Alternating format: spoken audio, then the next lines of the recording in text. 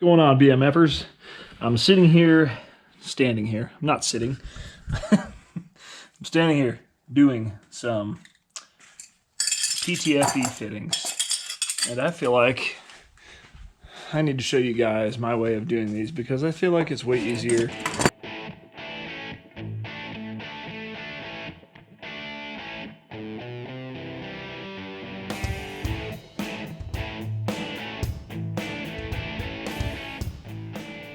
Step number one, make sure that your work area is a complete disaster like this so you can't find anything. We're going to get some tools ready. WD-40. And then here's our fitting we're going to put on. Here's our line. I've got a little bit of tape, rubber mallet, and then we've got a couple of calibrated AN wrenches here. So that's pretty much all we need. Oh, and a cutoff wheel. So I like to use a cutoff wheel to do mine. You just have to really make sure that you clean your lines out well. So that's what we're gonna do after we're done. Don't be a doofus. Wear your safety glasses. But don't poke yourself in the eye putting them on. First things first, we're gonna cut our line. And now here's where my method differs. And I'll bring you guys, maybe I can bring you in closer here. So you can see I've got tape marking where I want to cut it, but I'm going to take that off because I don't like to keep it taped up when I do this, and I'll show you why. Yes, and I know I don't have the other end on it, and I'll show you. So I'm going to keep my thumb where I want it. We're going to mark it. Now we're going to cut it.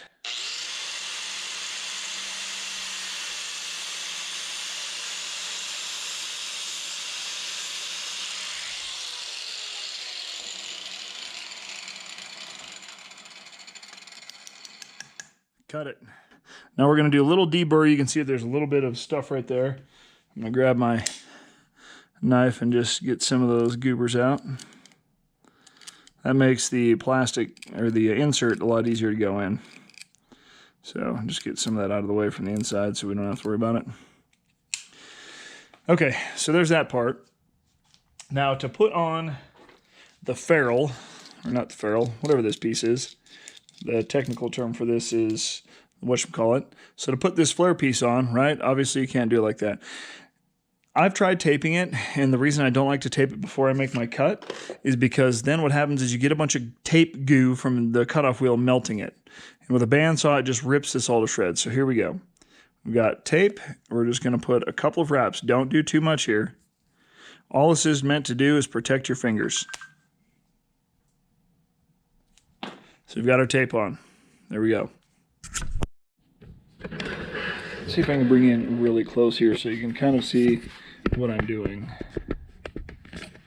Okay, so here's the end, and here's the ferrule. Now, what I found works best is just a little bit of tape so it'll slide on, but you need some lube. Little bottle of lube. There we go. Then what we're going to do is we're going to find the area that's got the most stuff sticking up. We're going to start that first, right? So right up here.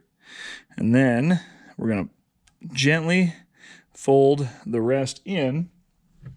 And I like to have my screwdrivers handy because what I do is I push the rest of the metal up in there on the ferrule. And then you can see you just push on right like that. Pretty easy. Usually you jam your finger, you start bleeding. Look at that. Oh, yeah. Don't be a weenie. You'll be fine. Then you take this tape off, and the rest is easy. And I say easy because I'm going to show you the way that I like to do it.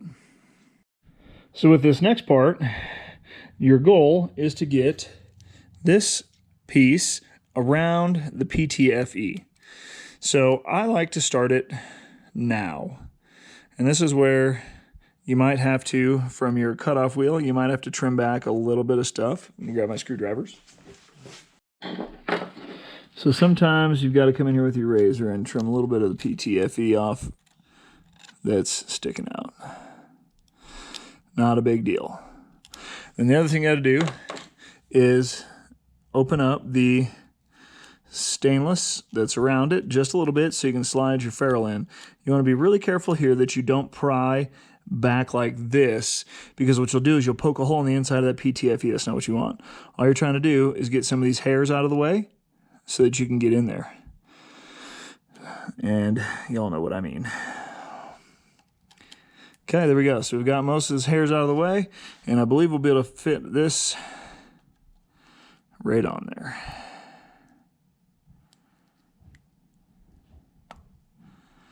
Perfect. Okay, now we're not done, because if you look on the inside, you've got to get this piece even with the PTFE on the inside.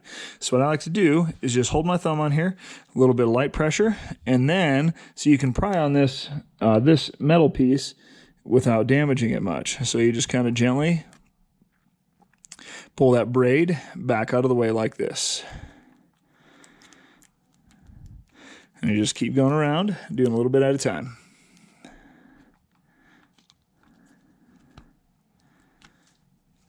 And then, as you slowly work it in there, you'll see that it gets closer and closer.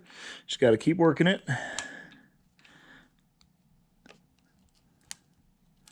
Just keep slowly prying those little hairs out of the way as you're putting pressure on the end. And just be careful not to jam your fingers with the little ends that are sticking out here of the stainless, because it's sharp. Would not recommend. 10 out of 10.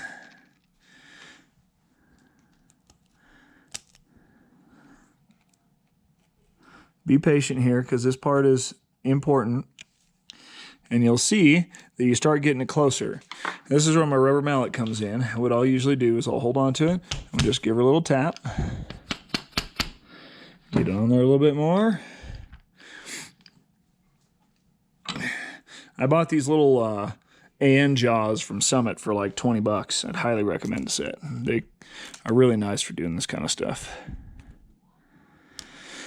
So you just keep being patient. It's a lot easier to do when you don't have a camera in your face. But it's all good. This part really only takes a few minutes once you get it down. And I'm just going to leave the camera going real time so you guys can see. So we're slowly getting it there. We're almost there. Hold this. We're going to give her a little ram-a-jammer. Oh, we're there. Look at that. We're there. Okay. So that part's done, and you can see all the way around. We're seated up in there. Give her a little tap, make sure she's on there. And then what I like to do is some WD-40. Spray some of this guy in the hole, and you got to use your little bottle of lube. Get her all lubed up. And then this part, you got to be careful, because if you just ram it in here, you're going to smash that PTFE. So what you got to do is give her a nice little... Give her a little roundy round, give her a little roundy round, and then it'll pop in. And then you just got to keep working it. There we go.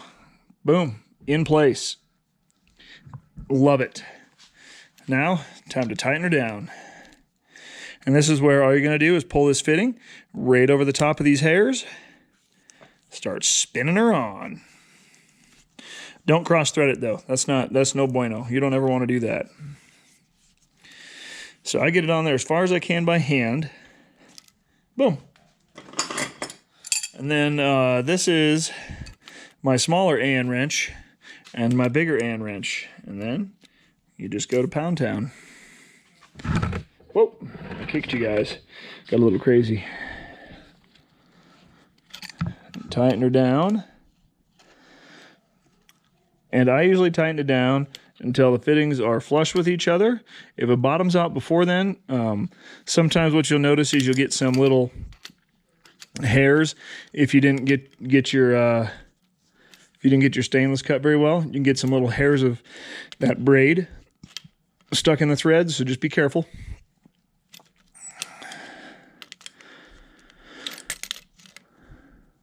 There we go.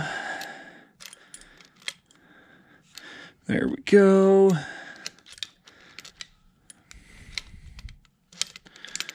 We're almost there. Got to be careful with these adjustable AN wrenches not to mess up your fittings.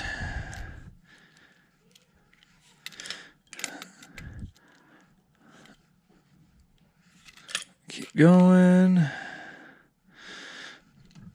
Keep going. And you'll know when they bottom out. See, this one's getting really close. Just don't over tighten them. You can snap these suckers. All right, there we go. We're tight on ours. Give her a nice little tug test. BMF rated. Hell yes.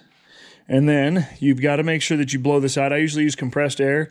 And if you're cutting it like this, you always want to purge your fuel system before you get everything all back together. So it's perfect. This will be my little line that goes in between my regulator and my flex fuel sensor. Thanks for being here, you beautiful BMF. We will see you soon. If you want to see more videos of this bad boy, fuel system's almost done.